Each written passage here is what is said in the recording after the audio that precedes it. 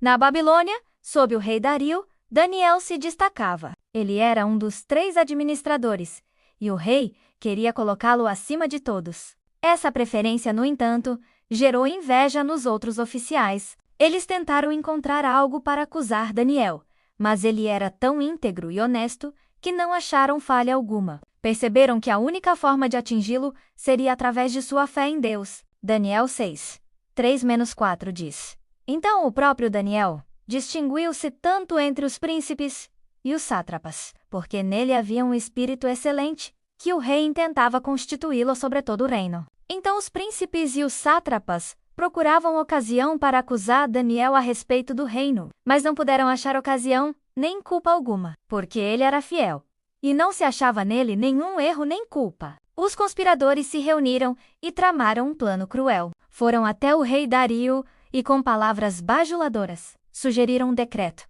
Por 30 dias, ninguém poderia fazer petições a nenhum deus ou homem, exceto ao rei. Quem desobedecesse seria jogado na cova dos leões. Eles pediram que o rei assinasse, garantindo que a lei seria imutável. Dario, sem desconfiar de suas intenções, assinou o decreto, conforme Daniel 6, 5-9.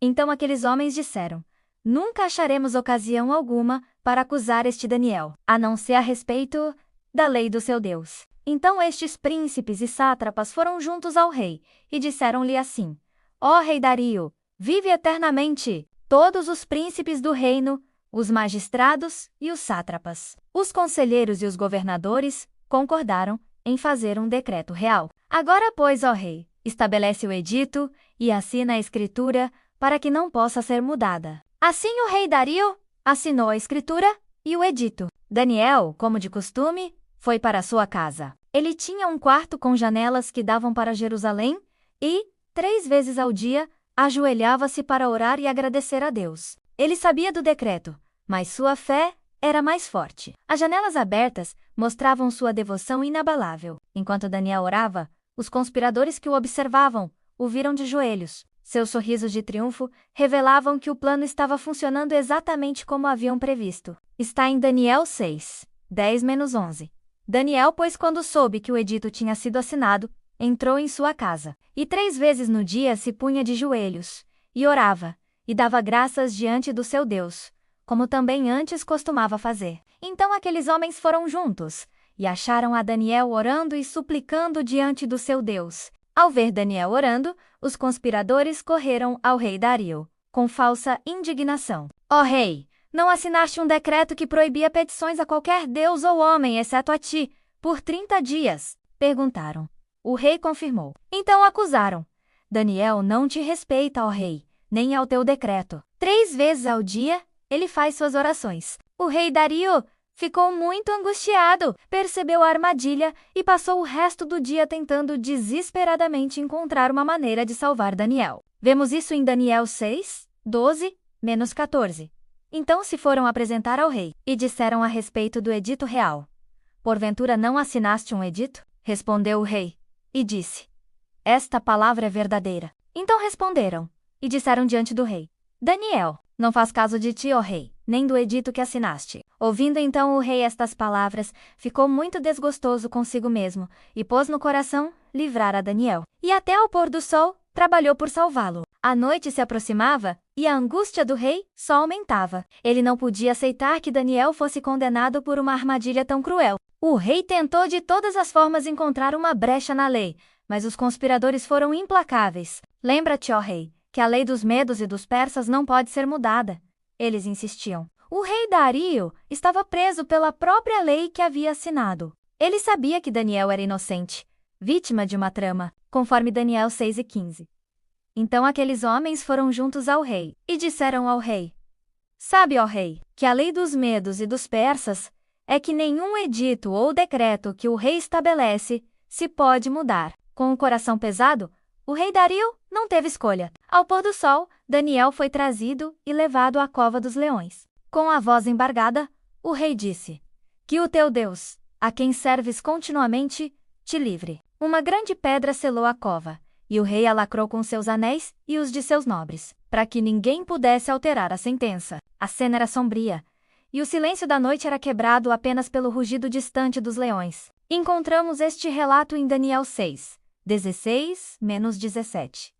Então o rei mandou trazer a Daniel, e o lançaram na cova dos leões. E falou o rei, e disse a Daniel: O teu Deus, a quem tu continuamente serves, ele te livrará. E foi trazida uma pedra, e posta sobre a boca da cova. E o rei a selou com o seu anel, para que não se mudasse o intento acerca de Daniel. Aquela noite foi longa e inquietante para o rei Dario. Ele voltou para o palácio, recusou-se a comer e não conseguiu dormir. A imagem de Daniel na cova dos leões o assombrava. Sua mente estava cheia de arrependimento e preocupação. Ele se revirava na cama, temendo o pior para Daniel. A esperança parecia pequena. E o rei, que antes se sentia tão poderoso, agora se sentia impotente diante da lei que ele mesmo havia imposto, como descrito em Daniel 6:18. Então o rei se foi para o seu palácio e passou a noite em jejum. Nem trouxe à sua presença instrumentos de música, e fugiu dele o sono. Ao amanhecer, o rei Dario levantou-se apressadamente e correu para a cova dos leões. Cheio de ansiedade ao se aproximar, chamou Daniel com voz aflita: Daniel, servo do Deus vivo, será que o teu Deus pôde livrar-te dos leões? Era um chamado desesperado. O silêncio inicial da cova foi perturbador, mas então uma voz respondeu, como registrado em Daniel 6, 19-20.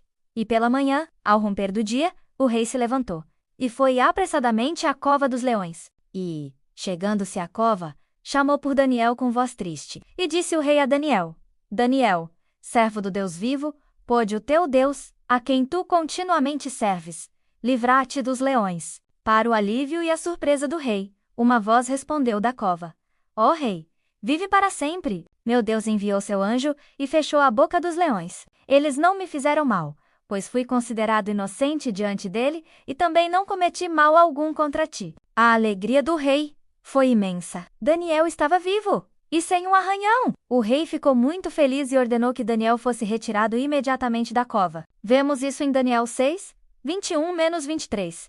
Então Daniel falou ao rei: Ó rei, vive eternamente. O meu Deus enviou o seu anjo e fechou a boca dos leões para que não me fizessem mal. Então o rei se alegrou muito por ele e mandou tirar a Daniel da cova. Assim foi Daniel tirado da cova, e nenhum dano se achou nele, porque crera no seu Deus. Por ordem do rei, aqueles que acusaram Daniel foram lançados na cova dos leões. Eles, suas esposas e filhos, foram despedaçados antes mesmo de atingirem o fundo. Depois, o rei Dario escreveu uma carta a todos os povos, declarando: Eu decreto que em todo o meu reino os homens tremam e temam diante do Deus de Daniel, porque ele é o Deus vivo, ele livra e resgata. Ele realizou sinais e maravilhas. Ele livrou Daniel do poder dos leões. Daniel prosperou durante o reinado de Dario e Ciro. Sua fé não só o salvou, mas também glorificou o nome de Deus em todo o reino. Isso está registrado em Daniel 6, 24-28, e o rei mandou trazer aqueles homens que tinham acusado a Daniel, e foram lançados na cova dos leões. Então o rei Dario escreveu a todos os povos: Paz vos seja multiplicada. Da minha parte, é feito um decreto. Os homens tremam e temam diante do Deus de Daniel. Ele salvou a Daniel do poder dos leões. Assim Daniel prosperou no reinado de Dario e no reinado de Ciro, o persa. Agora se inscreve no canal, curte, comenta e compartilha o vídeo.